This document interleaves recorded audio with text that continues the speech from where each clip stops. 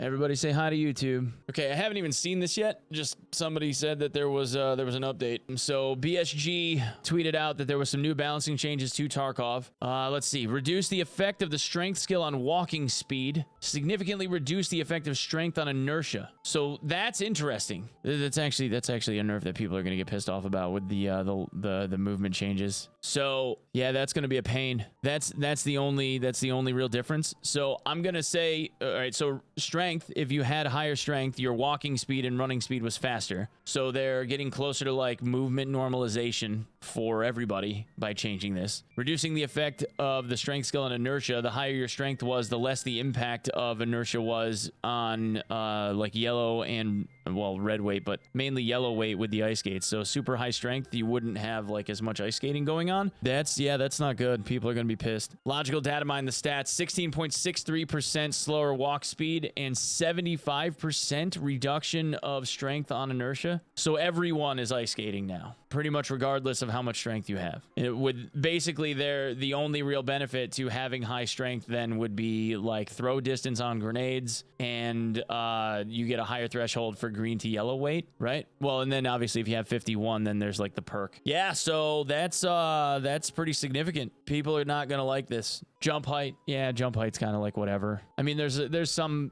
cheeky places that you can get to when you have high strength for jump height, but you know, it's situational, I think. I don't know of anybody that's kind of like, oh yeah, I can definitely like go to this one spot this every time and, you know, jump over it, like walls and stuff, you know, in certain places, you know, that's cool for like shortcutting, I guess. No more rating in Lexos. Yeah, that's definitely gonna cause issues. One of the biggest arguments that people have from like the crowd in this game that enjoys the ability to do more like movement related parkour-y kind of stuff to, you know, make themselves harder to hit, for instance, or just have like improve the ability to be able to like do corner turns and target acquisition really quickly, snap on, you know, fire on people's heads. So this cuts down on the ability for people to do that. And when like you're gonna see a lot of the guys that prefer movement related stuff to start talking about reduction of skill ceiling, there's gonna be a lot of that for sure. There's gonna be a lot of talk of like skill ceiling being reduced because they're kind of like normalizing the playing field a little bit more. I don't think this is going to be well received by an awful lot of people. And then of course, like the guys on the other end of the fence will just be like, well, it's Tarkov, it's supposed to be slower and tactical and, you know, move slower, 5-head, adapt and quit, you know, or adapt or quit, whatever. So, you know, you can take it either way depending on which side of that fence you're on. I'm not really playing the game right now, so it doesn't really bother me all that much at all. Even if I was, I don't think I would necessarily care, but I'm pretty malleable when it comes to what they change. So, you know, I could go either way with it. It doesn't really bug me either way. Does this matter for maxed movement and server desync? Well, I don't really know. On the strength side of things, when it comes to walking speed, I'm gonna assume that that's just all like overall speed. I don't think that you're suddenly gonna jump into like the same sprint that you did. Maybe sprint is unchanged and you're the same speed when you're sprinting and it's just for like walking, jogging, whatever. But if this is overall walking speed, that also means that you're probably gonna have like slower crouch speed too, which was already super slow. So it just means that like everybody's slowed down, and then like the rattier players are also like even slower than they were before. So I don't know. Insofar as desync is concerned, I mean, like, yeah, the less people are able to move like quickly, the less I guess the server would have to adjust player positioning by that percentage amount. Insofar as like the inertia stuff is concerned, though, it depends on whether or not the server's accurately depicting where people are standing when people are like kind of doing the inertial like slide. If that's off at all, then you're gonna have hit reg problems. So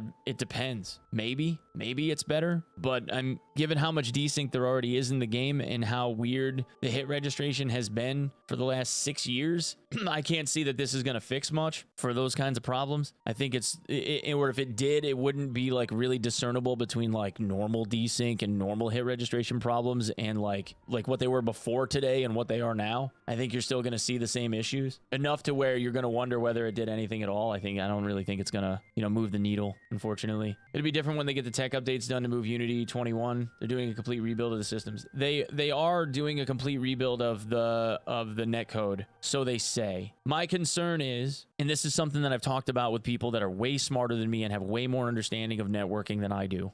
People that work as game devs, software developers, people that understand like networking and how that stuff works. My understanding is there's probably like, realistically, there's probably like 30 people on the planet that would be capable of generating netcode for a game like this, to where the normalization algorithm or whatever for people, to where the hit registration and the synchronization of people across a ping delta that is like 190 ms plus between like where you are and where they are, and then where the server is somewhere in between. My understanding is there's like maybe 3 dozen or so people on the planet that would be capable of generating some type of networking code, algorithm, whatever, that would be capable of having that feel right and not have issues. But I don't believe any of them reside in St. Petersburg. And that's kind of the problem, because you're trying to get BSG, who wants devs in-house, like physically in their office. If you're a hands to keyboard dev, you are in their office unless you're like a CM. I don't know if they could rope somebody to move to St. Petersburg and work physically at the BSG office to generate what they're trying to generate. If they can pull it off, like I'm reluctantly hopeful that they can pull it off. I just don't know if that type of talent exists in Russia. And if it did exist or had the possibility of existing in Russia, at this point, I don't know if anybody would move there, just given the current stuff going on between them and invading Ukraine and, all that shit. So, yeah. So Unity 21 does a lot for the netcode. Like the difference between 20 and 21 is a lot of netcode improvements for the actual game engine. So that is true. I just don't know whether or not like all the other stuff that goes into it, because Tarkov is such a nuanced game and has so much riding on the ability for it to be accurate, for people to feel as though there's balance. Because I think there's more stress on netcode in a game like Tarkov than there is in any other type of game, because of like the sense of loss with all your gear and all that other shit. And because the time to kill is so low, they have an awful lot of emphasis on needing the netcode to be damn near perfect. And I just don't think that there's anybody that they can employ locally that would be capable of pulling that off. So if they can, like I said, if they can do it, then I will,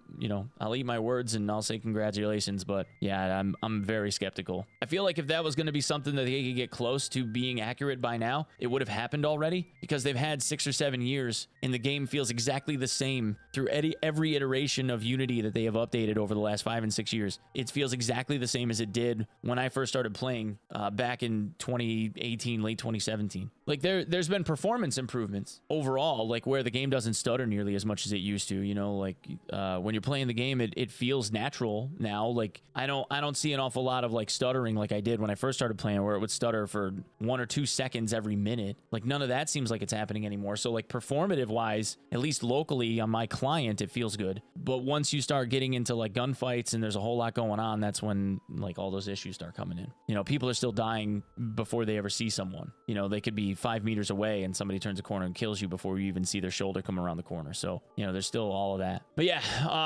this I guess would help netcode related stuff a little bit, as long as the server is recognizing the inertial movement and where players are positioned. That would be about it. But I guess that's the whole story. That's the balancing change. Walking speed between high and low levels of strength will feel more equal. Inertia effect on high and low levels of strength will feel more equal. Yeah. So there you go. So I don't know, man. I don't know. I don't think it's going to be received well, but anytime that there's a nerf to anything, most people don't see it well anyway.